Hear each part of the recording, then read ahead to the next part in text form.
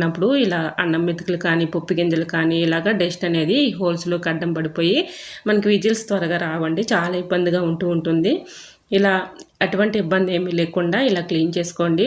ఇలా నీడిలోనికి దారం ఎక్కించేసుకొని ఈ హోల్స్లో నుంచి నీడిని పోనిచ్చి చాలా ఈజీగా సింపుల్గా దాని లోపల ఉన్నటువంటి నలకల్ని ఈ విధంగా క్లీన్ చేసుకున్నాం అనుకోండి, చక్కగా క్లీన్ అయిపోతుంది. మనం ఈ విధంగా కుక్కర్లో ఏదైనా వంట చేసుకున్నప్పుడు కూడా విజిల్స్ త్వరగా వస్తాయండి, మన పని ఈజీ కూడా అయిపోతుంది. సో ఈ విధంగా మనం హోల్స్లోనికి ఇలా నీడిల్ని పోనిచ్చి దారాన్ని ఇలా ఈజీగా మనం లోపల ఉన్నటువంటి ఇలా డస్ట్ని అంతా కూడా చక్కగా క్లీన్ చేసుకోవచ్చు. ఇలా నీడిలు ముందుగా హోల్స్లోనికి పోనిచ్చి దారాన్ని ఈ విధంగా రెండు వైపులా చేత్తో ఈ విధంగా పట్టుకుని ఇలా అనుకుంటూ ఉంటే లోపల ఉన్నటువంటి డస్ట్ అంతా కూడా, అంటే మనకి లోపల ఏదైనా పప్పు గింజలు కానీ అన్నం మెతుకులు కానీ ఇలా ఇరుక్కున్నప్పుడు చాలా ఈజీగా ఈ విధంగా వచ్చేస్తాయండి. తర్వాత మళ్ళీ మనం ఈ విధంగా వాటర్ పెట్టి క్లీన్ చేసుకుంటే చక్కగా హోల్స్లో ఏమైనా నలకలు అడ్డం పడినా కూడా